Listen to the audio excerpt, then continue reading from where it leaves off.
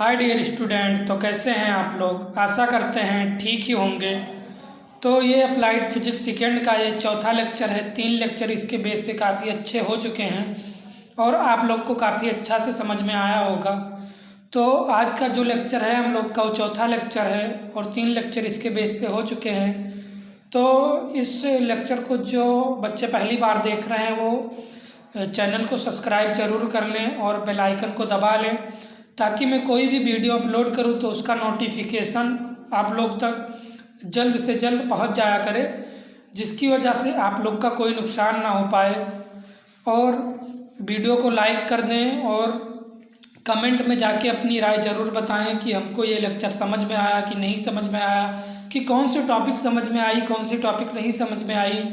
अगर जो टॉपिक आप लोग को इस लेक्चर में नहीं समझ आएगा वो टॉपिक मैं अगले लेक्चर में ज़रूर कवर करूँगा, लेकिन आप लोग कमेंट में जाके अपनी राय ज़रूर दिया करें, ताकि ये मुझे भी पता चलेगा कि आप लोग को लेक्चर समझ में आया कि नहीं समझ में आया।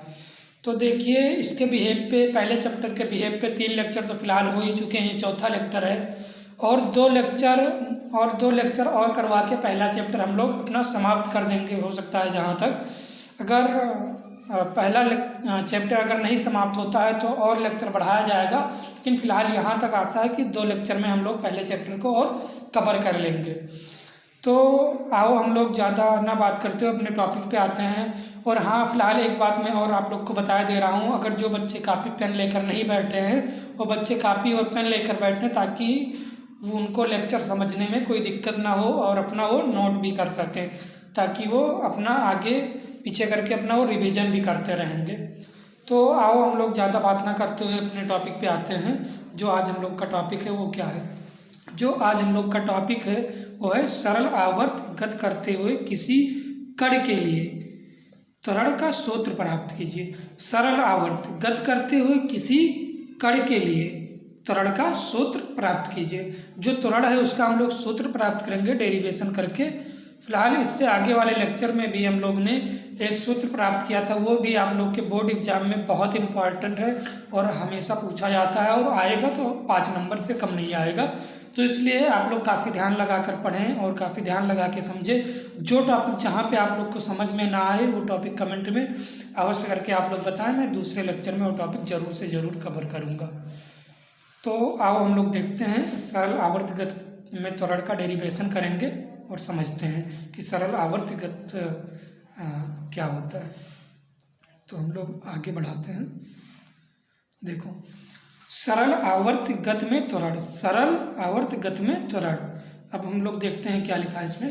कोई कण P एक वृत्त की परिधि पर चल रहा है। कोई कण P एक वृत्त की परिधि पर चल रहा है।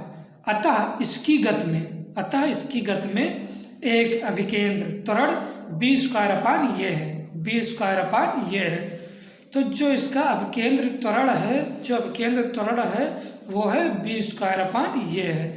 और मतलब परिधि पे कोई कण P एक वृत्त की परिधि पर चल रहा है। जो ये गोला है इसको हम लोग परिधि कहते हैं। ये जो परिधि है इस पे कोई कण एक है जो ये P चल रहा है।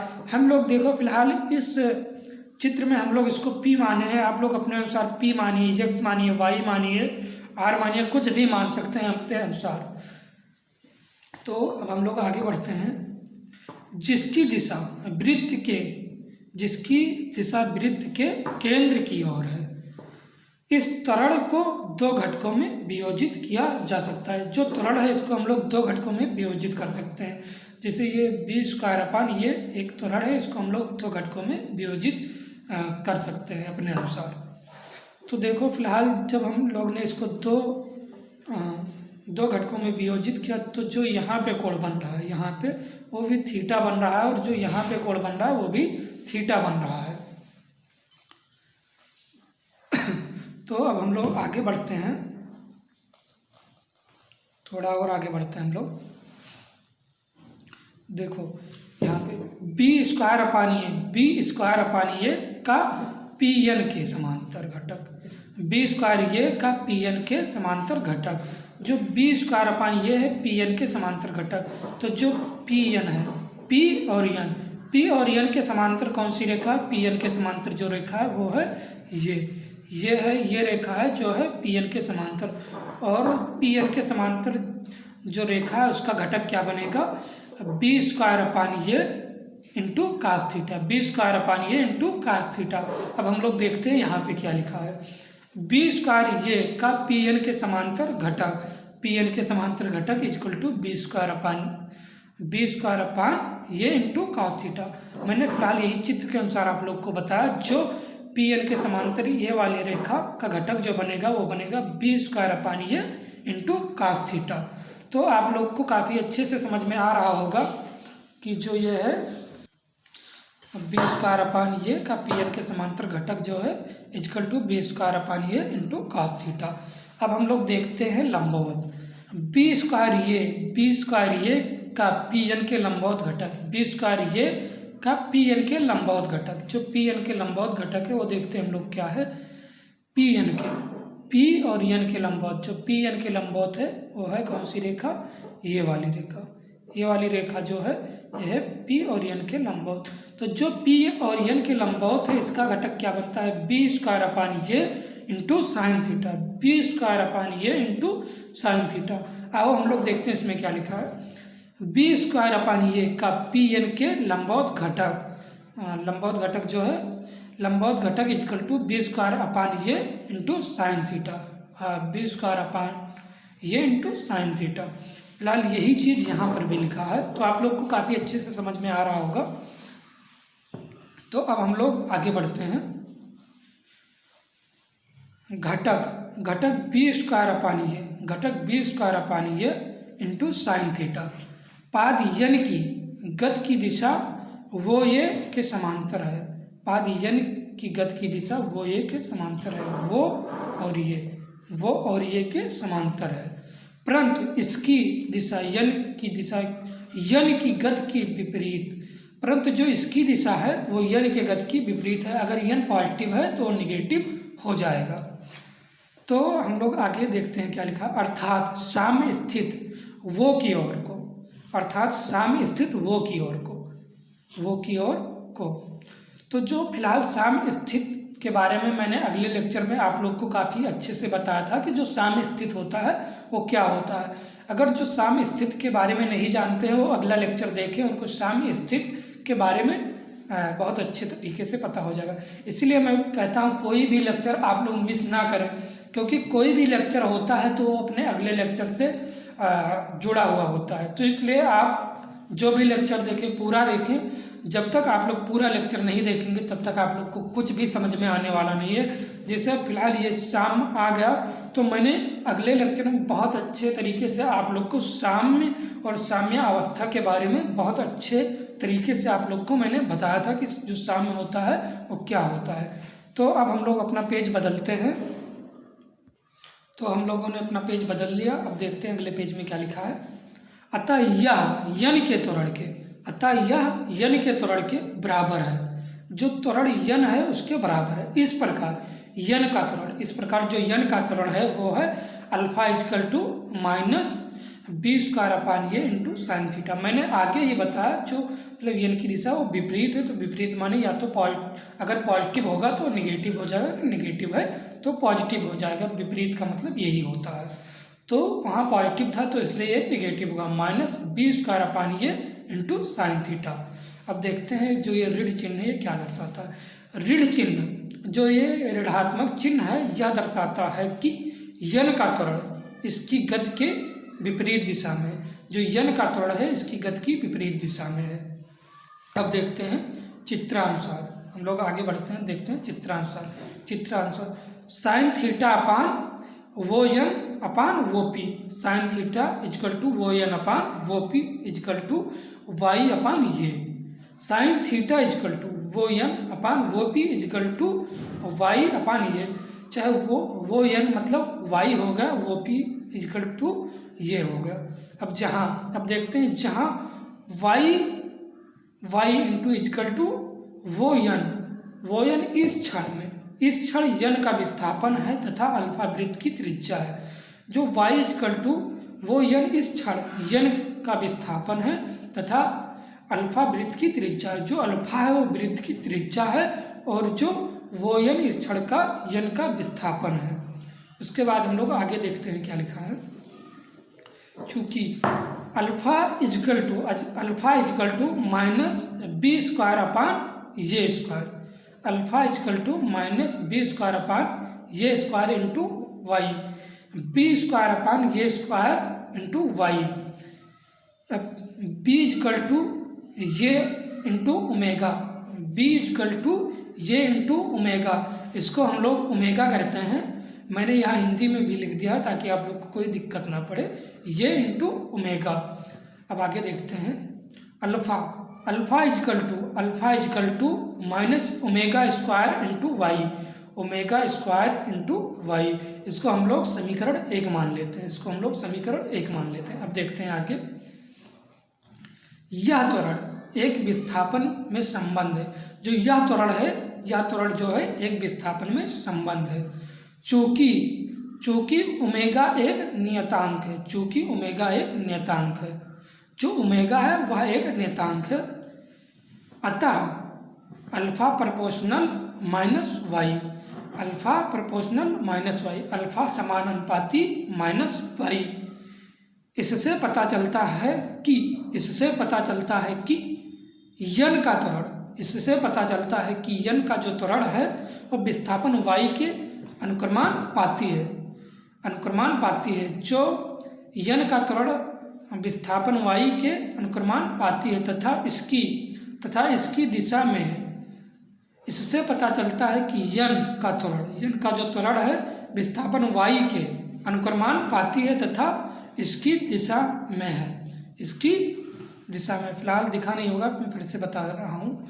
जो इससे पता चलता है कि यन का त्वरण विस्थापन वाई के अनुक्रमानुपाती है तथा इसकी दिशा में है, फिलहाल ये चीज़ यहाँ तक आप लोग का बहुत क्लियर से आप लोग को समझ में आ गया होगा।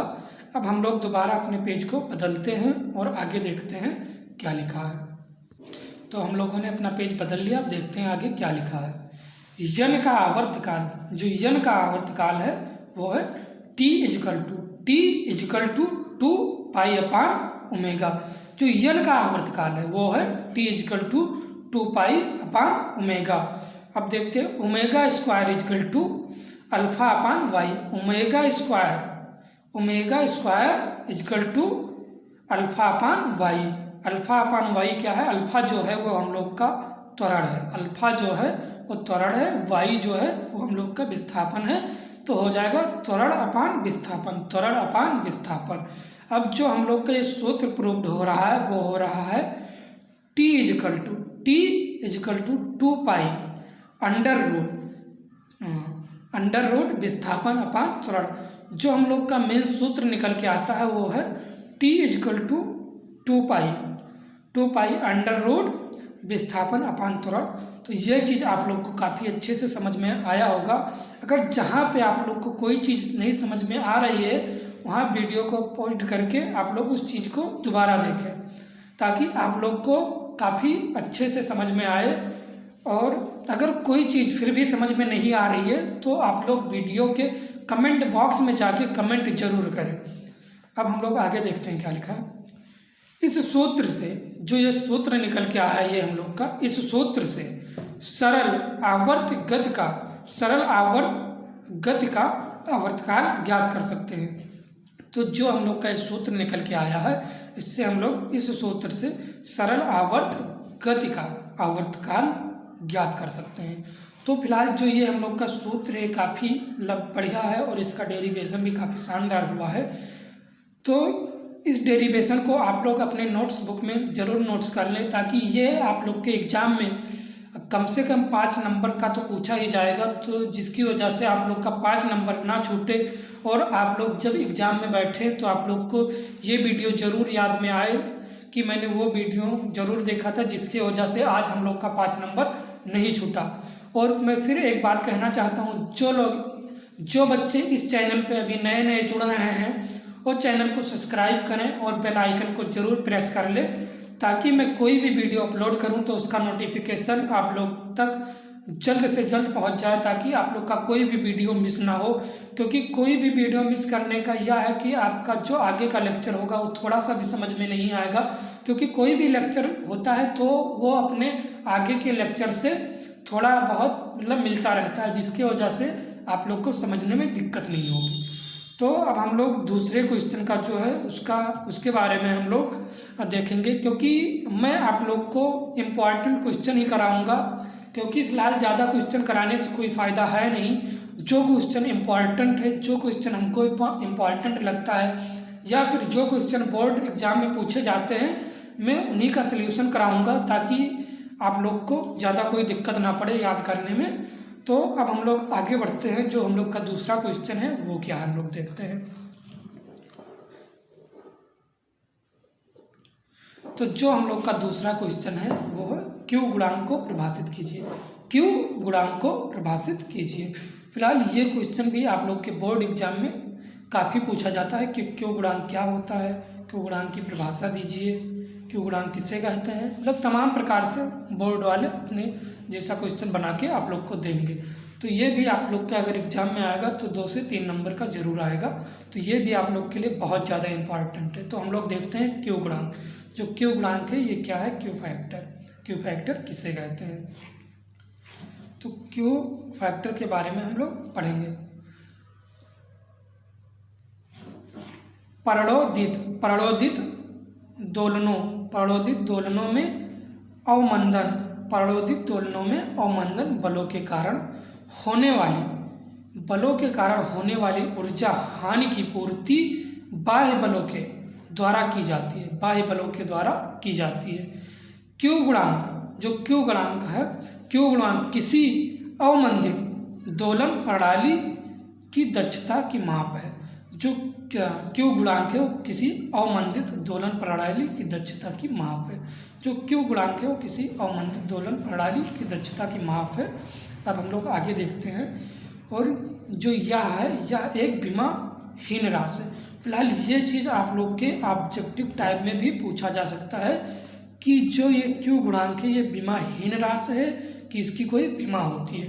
तो ये चीज़ भी आप लोग के बोर्ड पेपर में 1 या 2 नंबर में पूछा जा सकता है कि जो क्यू गुणांक होता है वो विमाहीन राशि है कि उसकी कोई बीमा होती है। तो जो यह है यह एक विमाहीन राशि होती है। उसके बाद हम लोग आगे देखते हैं आगे क्या लिखा है। किसी अवमंदित दोलन का क्यू गुणांक, किसी अवमंदित दोलन का क्यू गुणांक दोलन के दौरान एकत्रित ऊर्जा तथा उसके जो एकत्रित ऊर्जा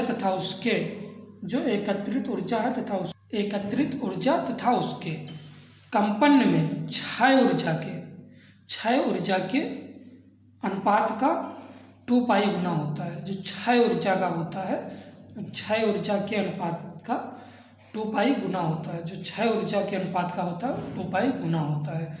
तो Q = 2 पाई, Q = 2 पाई इंटू एकत्रित औसत ऊर्जा अपान एक कंपन में क्षय ऊर्जा।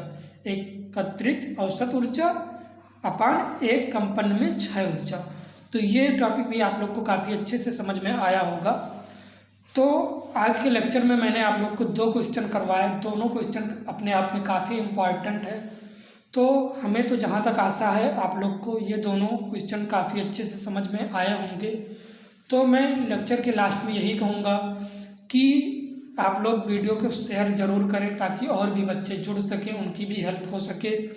और जो बच्चे इस चैनल पर नए इस लेक्चर को देख रहे थे वो चैनल को सब्सक्राइब कर दें और बेल आइकन को प्रेस कर लें ताकि मैं कोई भी वीडियो अपलोड करूं तो उसका नोटिफिकेशन आप लोग तक जल्द से जल्द पहुंच सके, ताकि आप लोग का कोई भी क्लास मिस ना हो। और वीडियो को ज़रूर लाइक करें। और कोई भी टॉपिक अगर समझ में नहीं आता है तो कमेंट बॉक्स में जाके कमेंट ज़रूर करें कि ये टॉपिक हमको समझ में नहीं आया। अगर समझ में आता है तो कमेंट में जाके टाइप करें कि सर हमको बहुत अच्छे से समझ में आया है। तो आज के लेक्चर को मैं यहीं पे समाप्त करता हूँ। अगला लेक्चर हम लोग का कल निश्चित समय पे बढ़िया से होगा। और तो चलो फिर ठीक है। Thank you so much.